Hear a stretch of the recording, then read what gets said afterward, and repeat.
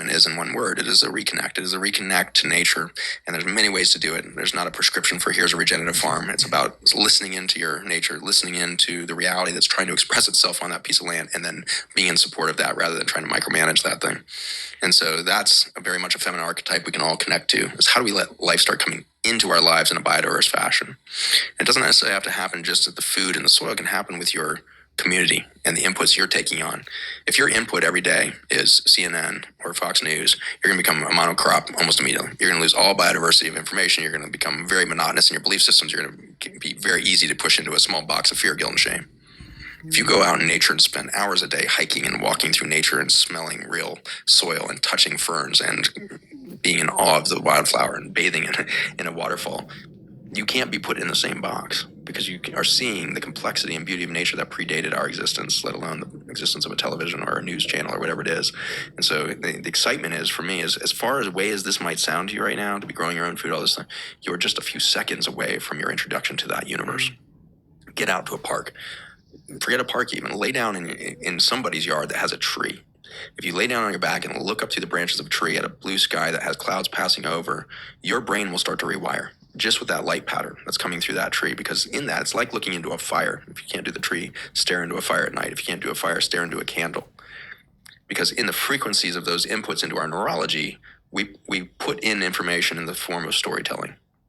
A recent study demonstrated that if we look down at a fire, picture a fireplace between us here, if we look down at a fire, around a campfire or the like, all the stem cells in our bodies turn on. They tried to figure out, like, how are stem cells being activated by the fire? And it turned out that it had to do with not just the fire and its presence, but our eye trajectory too. If I looked past the fire and didn't look into the fire, my stem cells didn't turn on. But if I dropped my gaze away from the horizon and looked down at the fire, my stem cells turn on. And I believe it's a story of, instead of chasing the future on the horizon, we need to look down into the energy that is between us. This fire that sits between us, we look down for a moment, become present. Instead of future looking to that horizon, we become present enough to sit in stillness and watch that vibrational experience of a red coal glowing and pulsing in the night. There's something in that remembers ourselves. And it was around those fires that we sang our first songs, danced our first dances, and told our first stories as humanity. And that runs all the way to today. The place I have felt as an earthling for the first time in my half a century, it's in the African bush, around fire, listening to African drums, hearing the vibration of voices and tongues that I have forgotten existed. And in remembering that, I find my humanity again. I realize I am from here. I do belong here, and I am of this place. That is remembered around a fire looking down.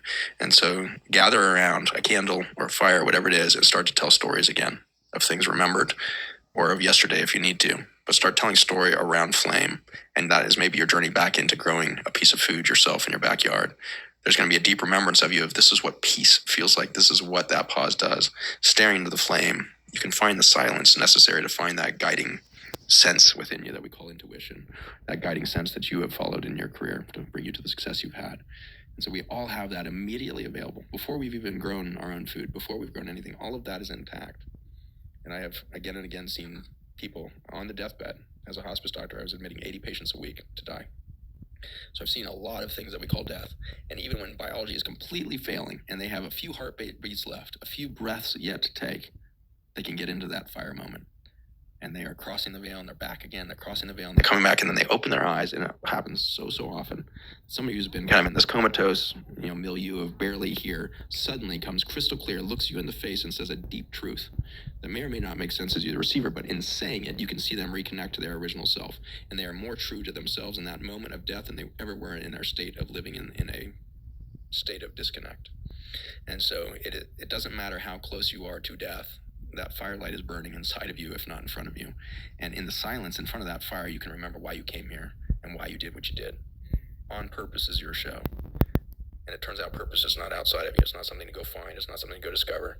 That purpose is you being you. That original math that vibrates to animate your biology into a living life form for a moment that we will call a human lifespan. You're vibrating there, and the purpose is to be you in this form, to take in the light energy of the cosmos, of the food you eat, and express it in vitality within that liquid crystal of your body, to vibrate. It's the vibration that makes you alive. And that vibration can be shaped by your thoughts, your beliefs, beliefs, the words you carry, and the feelings that you have towards one another. And so this is our moment right now, as we can burn bright at our death moment, on our deathbed, 60 years, 80 years left, however long is there on our march into that. We can rebirth now to come off of hospice and become a new species, become a new humanity, become a new expression as we lose fear, guilt, and shame, because we look past the death that we all fear and realize that life is abundant and it's infinite and it's always in its next transformation, next expression, which is always chasing more beauty and more intelligence than the rest. And so we sit here around a fire now talking about the demise of all things to realize the birth of everything. I find you